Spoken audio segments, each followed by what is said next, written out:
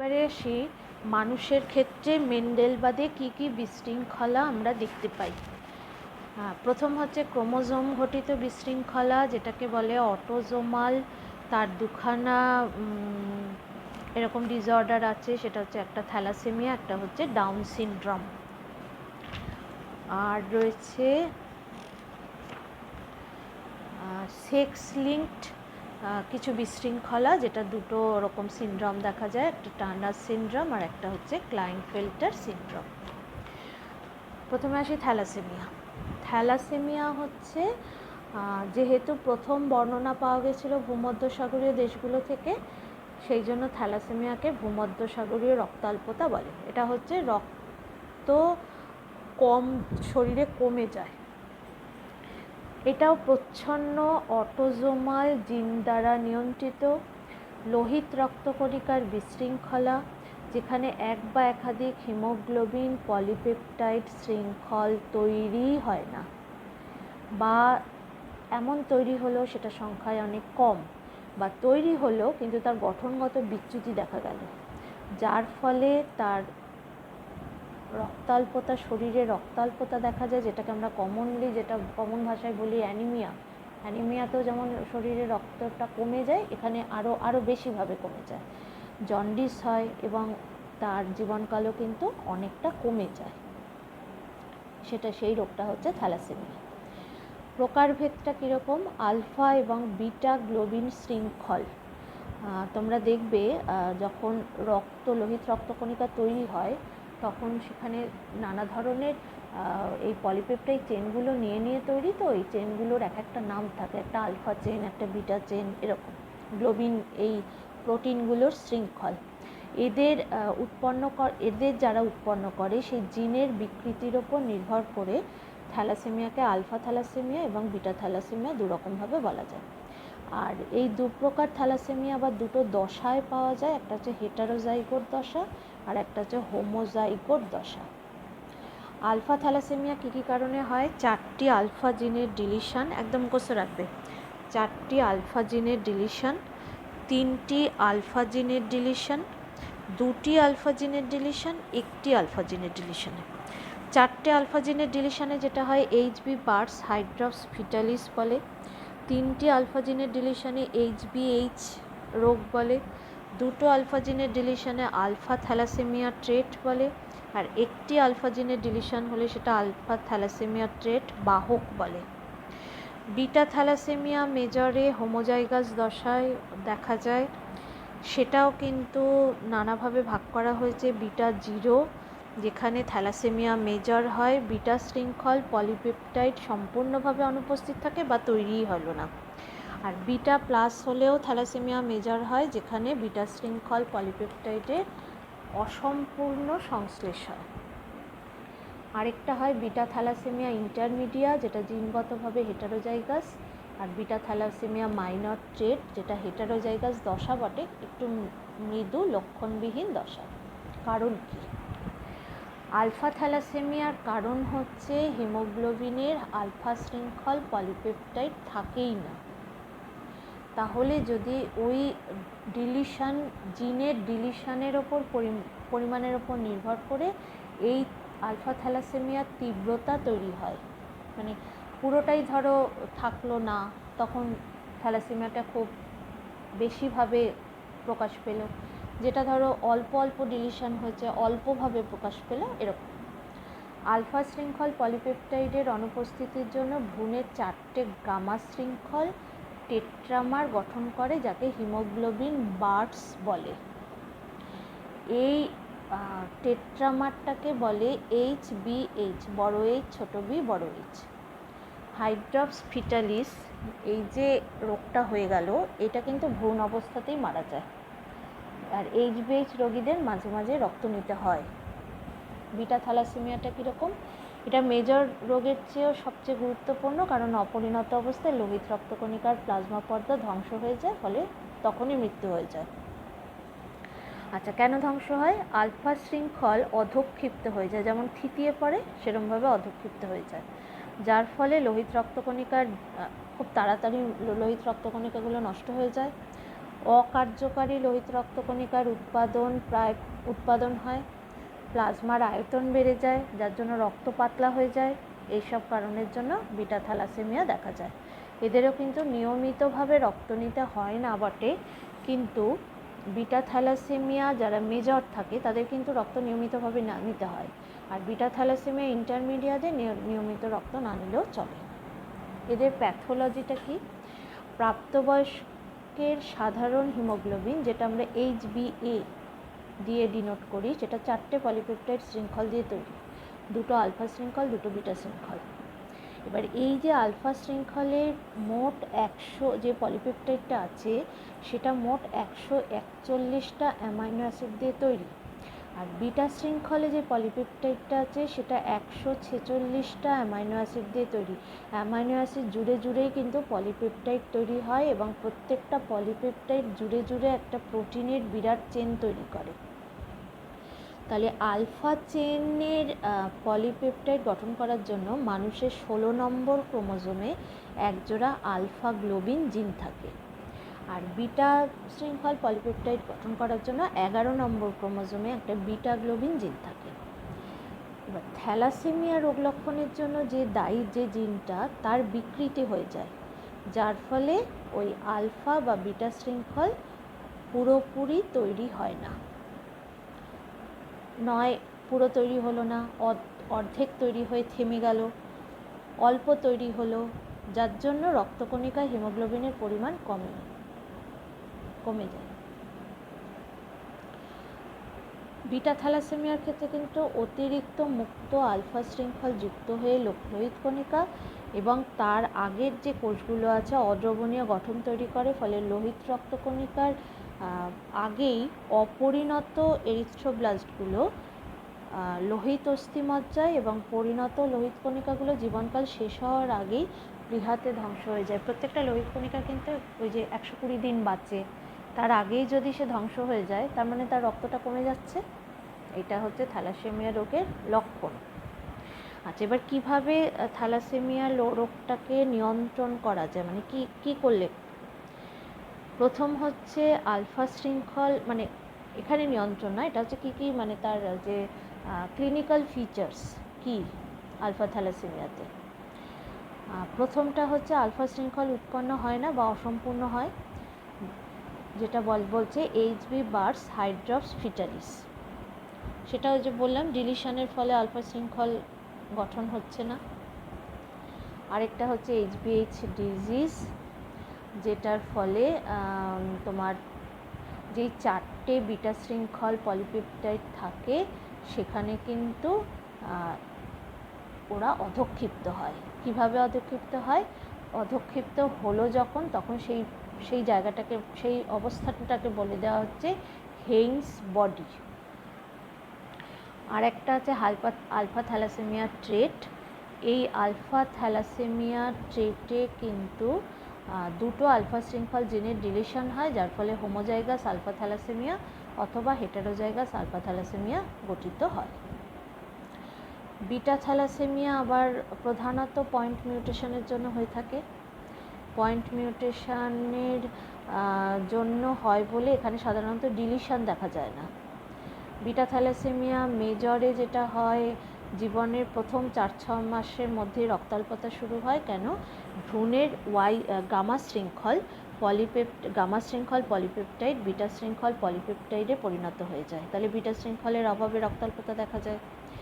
অনেক বেশি মাত্রায় যদি লোহিত রক্তকণিকা ধ্বংস হয় আর দেহে লোহা জমে যায়, তার ফলে যকৃৎ ও প্লীহা বৃদ্ধি পায়, অস্থির বৃদ্ধি ঘটে, যার ফলে থ্যালাসেমিয়ার আক্রান্তদের বিশেষ ধরনের মুখমণ্ডল চোয়ালের ত্রুটিপূর্ণ অবরোধ গড়ে ওঠে। আর এদের যে মানে সবসময় বাইরে থেকে রক্ত না নিলে কিন্তু এরা বাঁচতেই পারবে না। তাহলে ক্রমাগত রক্ত নেওয়ার জন্য এদের দেহে অতিরিক্ত পরিমাণে লোহা জমে যায়, মানে একটা সাইড এফেক্ট দেখা যায়, যার ফলে অন্তঃক্ষরা গ্রন্থিগুলোর প্রচণ্ডভাবে ক্ষতি হয়। আচ্ছা, এদের উত্তরাধিকার কিভাবে পরের উত্তরাধিকারে চলে যাচ্ছে, এটা কিন্তু একটা অটোজোম বাহিত প্রচ্ছন্ন জিন। এটা কিন্তু সেক্স লিঙ্কড ক্রোমোজোমের মধ্যে নেই, অটোজোম বাহিত প্রচ্ছন্ন জিনের দ্বারা উৎপন্ন হয়। থ্যালাসেমিয়া আক্রান্তরা যেহেতু অল্প বয়সে মারা যায়, তাহলে সেই জন্য থ্যালাসেমিয়া আক্রান্ত পিতা বা মাতা কিন্তু দেখা যায় না, এখানেও সেই বাহক থাকতে হবে। হেটারোজাইগাস দশার লক্ষণবিহীন হয় তারা ওই জন্য বিবাহ করে, এটা তো বাইরে থেকে বোঝা যায় না, কিন্তু তারা কিন্তু দুজনেই, বাবা এবং মা দুজনেই কিন্তু বাহক হয়ে থাকে। দুজনে বাহক হয় বলেই যখন ধরো তাদের মধ্যে বিবাহ হলো, কোনো একটা জায়গায় গিয়ে কিন্তু থ্যালাসেমিক কন্যা বা থ্যালাসেমিক পুত্র তৈরি হলো। যেমন স্বাভাবিক বাহক মহিলা স্বাভাবিক বাহক পুরুষের মধ্যে যদি বিবাহ হয়, তাহলে স্বাভাবিক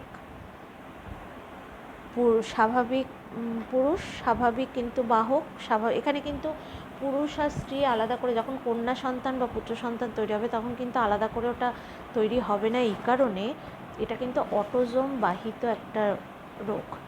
অটোজোম বাহিত তখন সেটা ছেলের শরীরেও যেতে পারে, মেয়েদের শরীরেও যেতে পারে। তাহলে পুত্র হলে তার শরীরেও চলে যেতে পারে, কন্যা হলে তার শরীরেও চলে যেতে পারে। তাহলে স্বাভাবিক বাহক মহিলা এবং স্বাভাবিক বাহক পুরুষের মধ্যে যদি বিবাহ হয়, তাহলে কিন্তু থ্যালাসেমিক হওয়ার চান্স থাকে 25%। সেটা ছেলেও হতে পারে, মেয়েও হতে পারে। কেন? এটা অটোজোম বাহিত একটা অটোজোম বাহিত জিন ঘটিত রোগ। আচ্ছা, এবারে হচ্ছে ডাউন সিনড্রোম।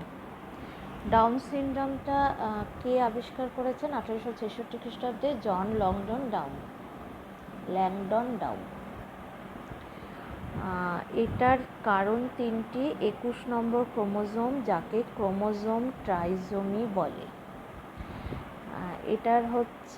এটা ক্রোমোজোমের অস্বাভাবিকতার ফলে কিন্তু এই সিনড্রোমটা দেখা যায়।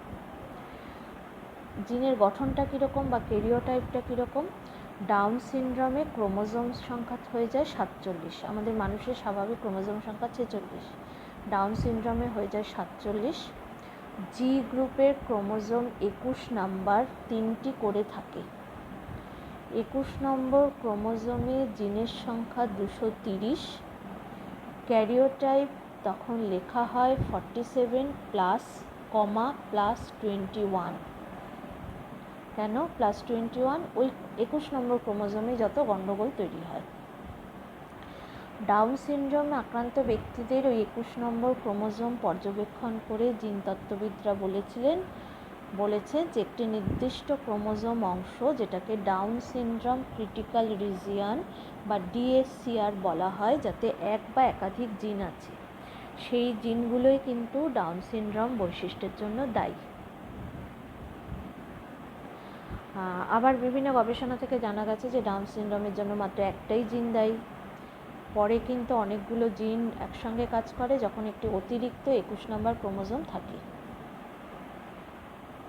এদেরও কিন্তু গড় আয়ু 17 বছর। এইসব ডাউন সিনড্রোমে আক্রান্তদের মধ্যে মাত্র 8% ব্যক্তি 40 বছর পর্যন্ত বাঁচতে পারে। বাকিরা কিন্তু 17-18 এরকম গড় আয়ুতেই তাদের মৃত্যু ঘটে। দু ধরনের ডাউন সিনড্রোম দেখা যায়, একটা প্রাথমিক ডাউন সিনড্রোম, একটা বংশগত ডাউন সিনড্রোম। প্রাথমিক ডাউন সিনড্রোমে আক্রান্ত ব্যক্তিদের 95% ক্ষেত্রে 3টি সম্পূর্ণ 21 নম্বর ক্রোমোজোম থাকে, যার ফলে এদের ক্রোমোজোম সংখ্যা 47 হয়ে যায়। 46 থেকে একটা বেড়ে যায়। এই সিনড্রোমকে প্রাথমিক ডাউন সিনড্রোম বলে। কেন? এর কারণ হচ্ছে অসঙ্গবদ্ধ নন ডিসজাংশন। তোমরা নন ডিসজাংশন পড়েছো। এদের মানে যখন ক্রোমোজোমের মধ্যে ডিসজাংশন হয়ে আবার যখন জোড়া লাগে, তখন অসংঘবদ্ধভাবে মানে র্যান্ডামলি জোড়া লাগে, যার ফলে এই ধরনের একটা ক্রোমোজোম তৈরি হয়ে যায়। বেশিরভাগ ডাউন সিনড্রোমের শিশুর পিতামাতা কিন্তু স্বাভাবিক হয়, এর সঙ্গে বংশগতির কোনো ঘটনা যুক্ত নয়। কোনো দম্পতির যদি একটা প্রাথমিক ডাউন সিনড্রোম আক্রান্ত শিশু থাকে, তাহলে পরের শিশুটি যে প্রাথমিক ডাউন সিনড্রোমে আক্রান্ত হবে তার সম্ভাবনা একটু বেশি থেকে যায়। তাহলে প্রাথমিক ডাউন সিনড্রোম 21 নম্বর ক্রোমোজোম সম্পূর্ণভাবে 3টি করে থাকার জন্য ঘটে। বংশগত ডাউন সিনড্রোমটা কীরকম? সেখানে আক্রান্তদের 5% শুধু 46টা ক্রোমোজোম থাকে, কিন্তু 21 নম্বর ক্রোমোজোমের অংশবিশেষ 14 নম্বর ক্রোমোজোমের সঙ্গে যুক্ত হয়ে ট্রান্সলোকেশনের মাধ্যমে যুক্ত হয়ে যায়, যার জন্য একে বংশগত ডাউন সিনড্রোম বলে। মিউটেশনে দেখেছো ট্রান্সলোকেশন, 21 নম্বর ক্রোমোজোমের অংশ 14 নম্বর ক্রোমোজোমের সঙ্গে যুক্ত হয়ে গেল, এই জন্য একে বংশগত ডাউন সিনড্রোম বলে। কেন বলে? এটা বংশধারায় কিন্তু সঞ্চারিত হয়। 21 নম্বর ক্রোমোজোমের দীর্ঘ বাহু মানে কিউ বাহুটা 14 নম্বর ক্রোমোজোমের দীর্ঘ বাহুর সঙ্গে যুক্ত হয়ে যায়, সেই ট্রান্সলোকেশনটা হচ্ছে রবার্টসনিয়ান ট্রান্সলোকেশন।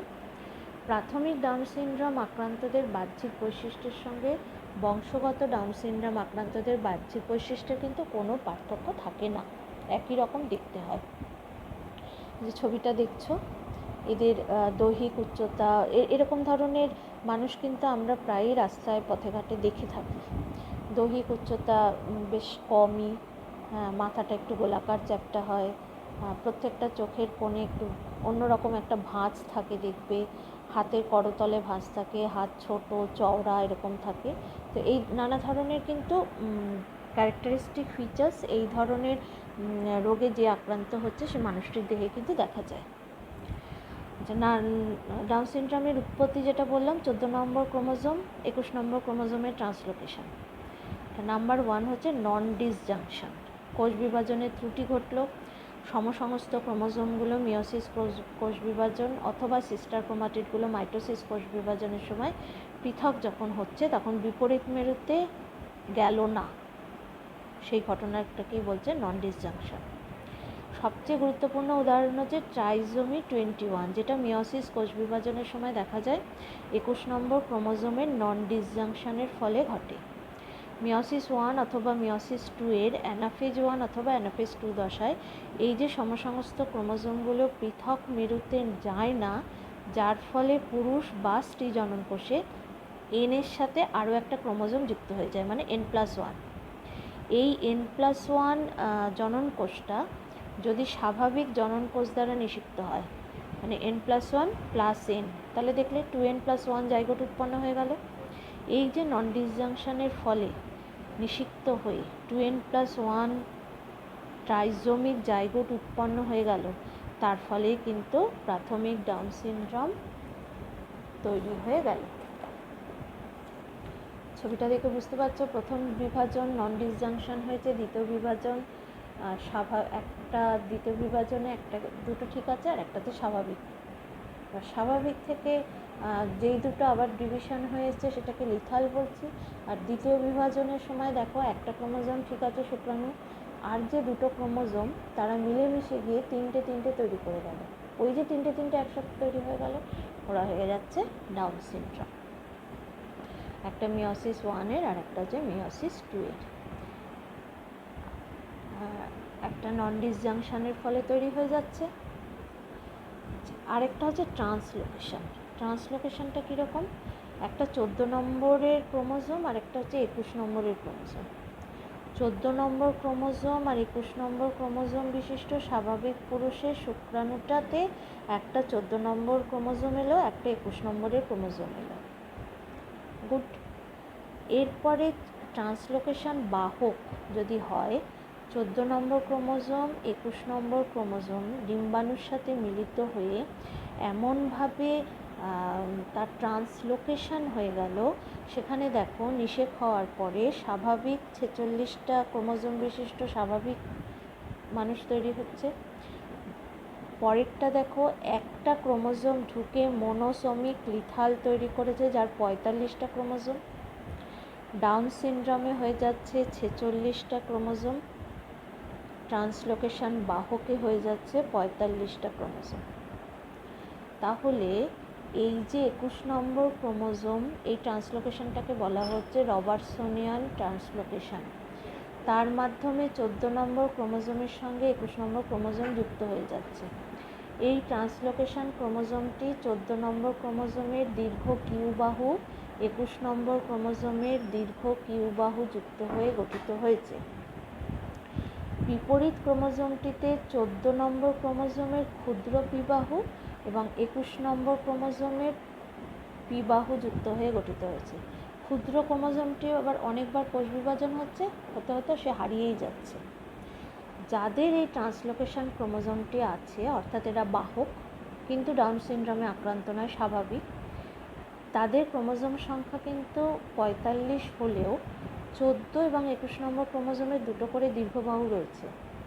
এই দুটো ক্রোমোজোমের ক্ষুদ্র বাহুগুলো কিন্তু গুরুত্বপূর্ণ জিন বহন করে না। তাহলে ট্রান্সলোকেশন বাহকরা সুস্থ স্বাভাবিক হয়ে জন্মাবে, তাদের সন্তানরাও কিন্তু ডাউন সিনড্রোমে আক্রান্ত হওয়ার ঘটনা, কিন্তু তাদের সন্তান যখন হবে তখন কিন্তু ডাউন সিনড্রোম আক্রান্ত হওয়ার ঘটনা কিন্তু এদের থেকেই বেশি পাওয়া যায়। ট্রান্সলোকেশন বাহকদের প্রায় 25% জননকোষে দুটো কার্যকরী 21 নম্বর ক্রোমোজোম থাকে, একটা সম্পূর্ণ আর একটা 14 নম্বর ক্রোমোজোমের সঙ্গে যুক্ত। তাহলে এই প্রকার জননকোষ স্বাভাবিক জননকোষ দ্বারা নিষিক্ত হলে উৎপন্ন জাইগোটে 46টা ক্রোমোজোম থাকবে, কিন্তু 21 নম্বর ক্রোমোজোম হয়ে যাবে 3টে। তাহলে এই ধরনের ব্যক্তিদের ডাউন সিনড্রোম দেখা যাবে। আর অন্যান্য জীবিত সন্তানদের মধ্যে স্বাভাবিক ক্রোমোজোম বিশিষ্ট এবং ট্রান্সলোকেশন বাহকও দেখতে পাওয়া যাবে। তাহলে এই 4 ধরনের নিষেকের ফলে 4 ধরনের ক্রোমোজোম বিশিষ্ট মানুষের তৈরি হয়। এটা গেল ডাউন সিনড্রোমের উত্তরাধিকার।